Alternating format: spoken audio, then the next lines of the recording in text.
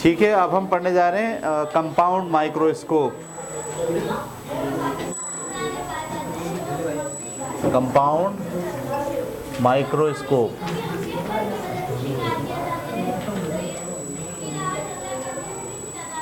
ठीक है। ये कंपाउंड माइक्रोस्कोप क्या करने के लिए, बता दें। ठीक है, कंपाउंड माइक्रोस्कोप का इस्तेमाल हम करते हैं बहुत छोटी चीज़ों को बड़ा करके देखने के लिए। ठीक है, इसमें क्या फिलॉसफी लगती है, इसमें दरअसल दो लेंस होते हैं। यानी अगर मैं इसको यहाँ से आपको दिखाऊं ऐसे, मतलब हम ऐसे देखते हैं, एक लेंस यहाँ लगा होता है, यहाँ पर आपके पास स्लाइड है, इस स्लाइड पे कोई चीज़ है, और एक लेंस यहाँ लगा होता है। ठीक है, यहाँ से इंसान देख रहा होता है, ये आँख है उसकी। ठीक है, तो ऐसे हम देखते हैं। इस सारे प्रोसेस में दो आपके पास लेंस होते हैं, एक वो लेंस जो ऑब्जेक्ट के करीब होता है और एक वो लेंस जो आपके आँख के करीब होता है। मैं इस पूरे बात को ऐसे दिखाऊंगा आपको, ऐसे करके। ठीक है, तो एक लेंस होता है जो ऑब्जेक्ट के करीब होता है और एक लेंस होता है जो आँख के करीब होता है। ठीक है, अच्छा, ऑब्जेक्ट के करीब जो लेंस होता है वो क्या करता है, इसका एक इमेज, फर्ज करो ये इसकी फोकल लेंथ है, वो इसका एक इमेज यहाँ बना देता है। ठीक है, और एक जो है वो फोकस से गुजरता है और फोकस से गुजर के क्या होता है, पैरेलल हो जाता है। ठीक है, तो दोनों मिलके इमेज इसका यहाँ बनाते हैं। मिसाल दे रहा हूँ आपको, ठीक है, इसको थोड़ा सा हम ऐसे बना लें और इसको ऐसे कर लें। तो जो पहला आपका ये वाला लेंस है जो किसी ऑब्जेक्ट के सामने रखा हुआ है, वो इसका इमेज उठा के कहाँ बनाता है, दूसरे लेंस के करीब, और इतना करीब जो इसके फोकस के अंदर आता है। ठीक है, फिर ये वाला जो इमेज है जो इसने बनाया है, ये इमेज इस लेंस के लिए बतौर ऑब्जेक्ट काम करता है। जैसे ये इस लेंस के लिए ऑब्जेक्ट था, लेकिन ये वाली चीज़ क्या है, इसके लिए इमेज है। इसके लिए जो इमेज है वो अब इसके लिए क्या बन गया, ऑब्जेक्ट बन गया। और ये यहाँ पर बनाता है कि जहाँ फोकस के अंदर होता है, तो यहाँ से एक, फर्ज करें ये फोकस है, तो एक लाइन पैरेलल जाती है और गुजरती कहाँ से, फोकस से, और एक लाइन यूँ जाती है। ये दोनों लाइनें आगे ऐसे बढ़ती हैं और इमेज जो है वो यहाँ बनता है, बड़ा इमेज। यहाँ हमारी आँख होती है, ये जो आँख को नज़र आ रहा है वो इस ऑब्जेक्ट का बड़ा वाला इमेज दिखाई दे रहा है। ये है प्रोसेस माइक्रोस्कोप का। अगर यहाँ से देखें तो क्या होगा, इसका इमेज पहले कहाँ बन रहा है, इसके करीब, और इसका जो इमेज इससे बन रहा है वो कहाँ बन रहा है, इसके करीब। ये इतना बड़ा दिख रहा है, आँख को जो है ना ये दिख रहा है। ये ऑब्जेक्ट है असल, और उसका इमेज भी यही है, देखें आप, दूर नहीं है, उसी के करीब है। क्योंकि आपकी ये जो लेंथ है, आमतौर पर ये लेंथ कितनी होती है, 25 सेंटीमीटर की होती है, और आपकी आँख जो है वो 25 सेंटीमीटर के अंदर अंदर बहुत अच्छे तरीक़े से देख सकती है। इससे ज़्यादा अगर दूर होगा तो आपको सही नहीं दिखेगा, इससे ज़्यादा करीब होगा तो भी आपको सही नहीं दिखेगा। तो बुनियादी जो लॉजिक है कंपाउंड माइक्रोस्कोप की वो ये है कि पहले वाला लेंस ऑब्जेक्ट का एक इमेज बनाता है, और वो इमेज कहाँ आता है, दूसरे वाले लेंस के फोकल लेंथ के अंदर आता है। तो पहले वाले लेंस इमेज का जो ऑब्जेक्ट का जो इमेज बनता है वो दूसरे वाले लेंस के लिए बतौर ऑब्जेक्ट इस्तेमाल होता है, और वो फोकल लेंथ के अंदर होने की वजह से उसे क्या करता है, कई गुना बड़ा कर देता है। और आँख को इस दूसरे वाले लेंस का इमेज जो है वो दिख रहा होता है। आपको ना ये दिखता है ना ये दिखता है, आपको क्या दिखता है, ये वाला इमेज दिखता है। ये समझ में आ गई बात। सेम यही काम टेलीस्कोप में भी होता है, सही है। सेम यही काम किस में होता है, टेलीस्कोप। टेलीस्कोप दरअसल क्या होती है, हमारे पास एक ऐसी जो है वो दूरबीन होती है जो मूवेबल होती है। क्या होती है, मूवेबल का मतलब हम इसको आगे पीछे कर सकते हैं ऐसे, ठीक है। ये एक पाइप है, ये दूसरा पाइप है, ये दोनों पाइप एक दूसरे के अंदर क्या हो सकते हैं, मूव हो सकते हैं। यहाँ पर एक लेंस लगा हुआ है, सही है, और यहाँ पे भी क्या लगा हुआ है, एक लेंस लगा हुआ है। फ़र्क सिर्फ ये है कि माइक्रोस्कोप का ऑब्जेक्ट आपके लेंस के बहुत करीब होता है, जबकि जब आप टेलीस्कोप देखते हैं तो टेलीस्कोप में जो ऑब्जेक्ट है वो लेंस के करीब नहीं है, बल्कि वो बहुत दूर है। ये समझ में आ रही बात आपको। दूर से आने वाली रोशनी का पहला वाला लेंस इमेज बनाता है इसके करीब, और ये इतना करीब होता है जो फोकस के अंदर अंदर होता है। दूसरा वाला इसका जब इमेज बनाएगा तो उसी तरह से क्या बना देगा, बड़ा करके बना देगा। लॉजिक दोनों में सेम है। फ़र्क क्या है, माइक्रोस्कोप का ऑब्जेक्ट लेंस के करीब होता है, टेलीस्कोप का ऑब्जेक्ट लेंस से बहुत दूर होता है। तो ये मूव क्यों करते हैं आप, आगे पीछे क्यों करते हैं, उसको बैलेंस करने के लिए, साफ देखने के लिए, ठीक है, आपके पास मौका होता है। और यहाँ पर भी जो माइक्रोस्कोप होती है उसको भी आपने देखा है कि ऊपर नीचे आप कर सकते हैं सिलेंडर को, लेकिन ये ऊपर नीचे इतना नहीं होता कि बहुत ज़्यादा फासला आप दोनों का पैदा कर दें। ये बात क्लियर हो गई आपको दोनों के लिए, टेलीस्कोप कैसे काम करती है और माइक्रोस्कोप कैसे काम करती है। चलें भाई, अगला टॉपिक हम पढ़ने जा रहे हैं।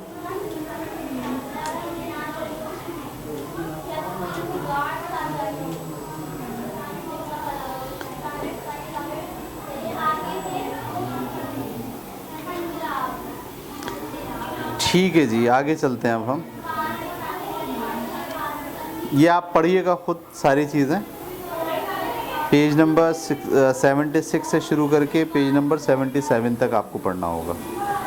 अच्छा जी, अच्छा, इसमें जो मैग्नीफाइंग की जो पावर होती है ना, वो बराबर होती है focal length of object divided by focal length of image, I. ये F लिखा है मैंने, क्या मतलब हुआ, हाँ, E के लिए मैंने ये I के लिए लिखा है। असल में देखें दो लेंस हैं, एक वो जो कहाँ पर मौजूद है, ऑब्जेक्ट के करीब, और एक वो लेंस जो किसके करीब है, I के करीब। तो जो ऑब्जेक्ट के करीब है उसकी फोकल लेंथ ऊपर लिखिए, और जो I के करीब है उसकी फोकल लेंथ नीचे लिखिए। दोनों को डिवाइड करने से जो जवाब आएगा वो दरअसल उसकी क्या होगी, इसकी ख़ासतौर पर टेलीस्कोप के लिए ये बात ज़्यादा इम्पॉर्टेंट है, वो उसकी मैग्नीफिकेशन पावर होगी। अगर F0 का मतलब ऑब्जेक्ट के करीब वाला, उसकी फोकल लेंथ बहुत ज़्यादा होनी चाहिए, और FE इसकी फोकल लेंथ क्या होनी चाहिए, कम होनी चाहिए। इसके नतीजे में जो डिवीज़न आएगी वो दरअसल क्या निकलेगी, मैग्नीफाइंग पावर निकलेगी, सही है। ये मैग्नीफाइंग पावर 5 निकलेगी तो 5 गुना बड़ा कर देगा, ये मैग्नीफाइंग पावर 10 निकलेगी तो उस ऑब्जेक्ट को 10 गुना बड़ा कर देगा, 500 निकलेगी तो 500 गुना बड़ा कर देगा, ठीक है। ये इसकी मैग्नीफाइंग पावर का फार्मूला है। इसे आप पढ़ेंगे, ये आपको समझ में आ जाएगा सीधा सीधा, तस्वीरें भी बनी हुई हैं। हम अगला टॉपिक पढ़ने जा रहे हैं, उसका नाम है the human I and defect in vision, ठीक है। इंसान की जो आँख है उसमें भी प्रॉब्लम क्रिएट हो जाता है ना, सही से नज़र नहीं आता, दूर की नज़र कमज़ोर हो जाती है या फिर नज़दीक की नज़र कमज़ोर हो जाती है।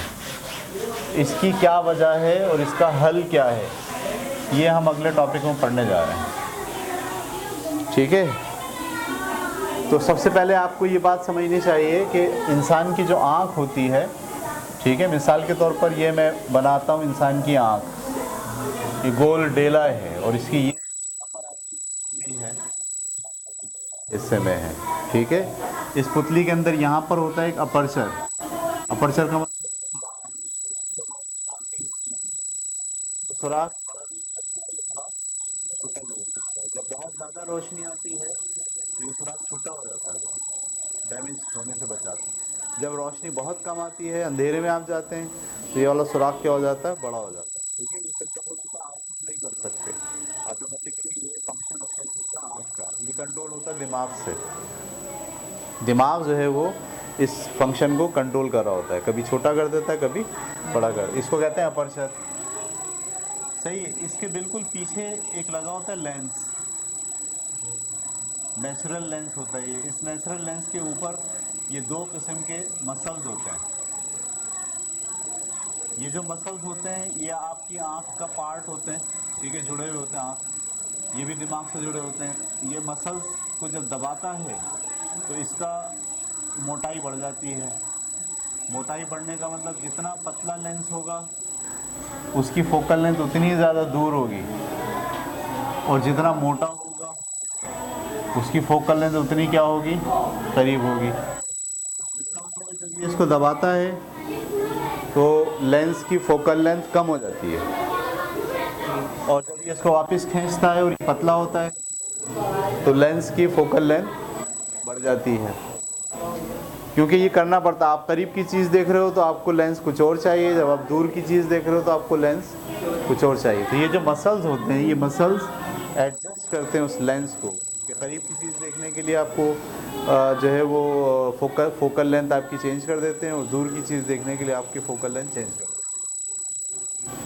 हैं। ये मसल्स जब जैसे जैसे हम उम्र गुजरती जाती है, बूढ़े होते जाते हैं, ये वाले मसल्स स्टिफ हो जाते हैं, सख्त हो जाते हैं, और उसका नतीजा ये निकलता है कि ये अपना काम करना सलीके से छोड़ देते हैं। उसका नतीजा ये निकलता है कि एट ए टाइम आपको दूर की चीज़ नहीं नजर आएगी। यानी इसको जिस तरह से एडजस्ट करना था लेंस को, उसने एडजस्ट करना क्या कर दिया, बंद कर दिया। अच्छा, ये इससे क्या होता है, अभी हम आगे बढ़ते हैं। होता ये है कि जब कोई ऑब्जेक्ट आप यहाँ रखते हो, सही है, तो इस ऑब्जेक्ट से रोशनी निकल के कहाँ जाती है, आपके आँख के हिस्से में जाती है और यहाँ पड़ती है, सही। और ये जो लेंस होता है ये रोशनी को क्या करता है, इसको फोकस करता है, इस वाले को। ये आपके पास ये आँख का जो आखिरी हिस्सा होता है जिसको आप कहते हैं पर्दा, इसको इंग्लिश में कहते हैं रेटिना, सही है, और उर्दू में कहते हैं आँख का पर्दा, आसान अल्फाज में। तो ये वाला इमेज इस लेंस से गुजर के आपके रेटिना पर पड़ता है, उल्टा, सही है। रेटिना पर जब पड़ता है तो रेटिना से पीछे वो होते हैं आपके न्यूरॉन्स, आसाब होते हैं, जो दिमाग तक इस मैसेज को लेके जाते हैं इसको, और दिमाग इस मैसेज को प्रोसेस करके अंडरस्टैंड कर लेता है कि क्या चीज़ जो है वो मौजूद है। ये बात क्लियर हो गई आपको, यानी हमको चीज़ें कैसे दिखाई देती हैं, इस दिखाई देने में आँख का भी रोल है, बल्कि आँख ही का रोल है सारा, लेकिन उसके साथ साथ इन न्यूरॉन्स का भी रोल है, सही है, जहन में रखिएगा आप।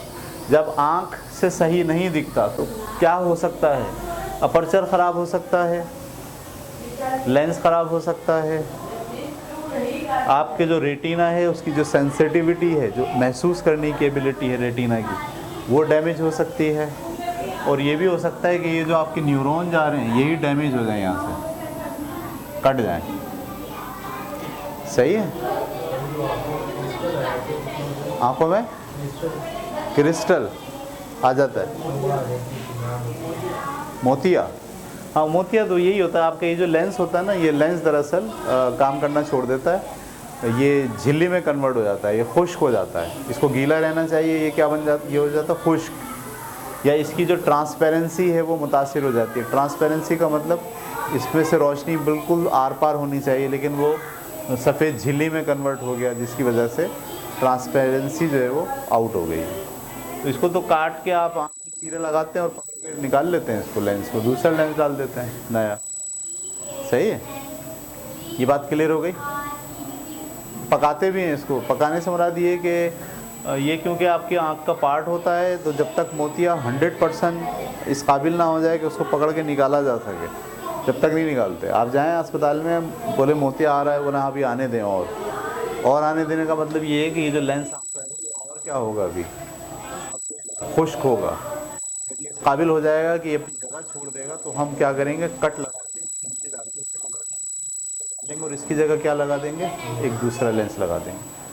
ठीक है, ये तरीका। अच्छा, आँख में नज़र ना आने की वजह ये भी होती है कि आप कहीं गिरे, टक्कर हुई, आपकी चोट लगी पीछे, और ये जो न्यूरॉन्स है डैमेज हो गए, तो आँख के सही होने के बावजूद आपको दिखाई नहीं देगा। आपकी ये वाली रेटिना जो है वो डैमेज हो गई है, तो रेटिना के डैमेज को भी दूर कर सकते हैं दवाओं के ज़रिए, लेकिन अगर ये डैमेज हो जाए तो इसका कोई इलाज नहीं है।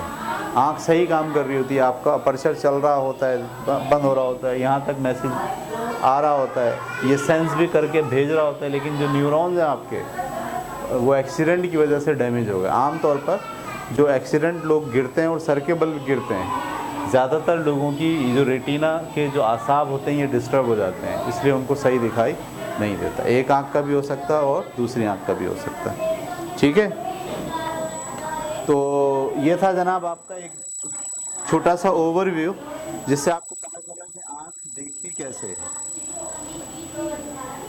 ठीक है, अब इसके अंदर आपको वक्त क्योंकि कम है बहुत, मैं इसको चाहता हूँ कि आप अगली क्लास में ले जाएं, ताकि मैं दोनों बीमारियाँ आँख की जो है, शॉर्ट साइटेडनेस और लॉन्ग साइटेडनेस, ये मैं चाहता हूँ कि अगले टॉपिक में आपको पढ़ाऊँ। तो अभी आप क्या करें, पेज नंबर शुरू करें 76 से ले 76 और 77, इसको ज़रा दो बच्चे मिलकर स्टडी कर लें।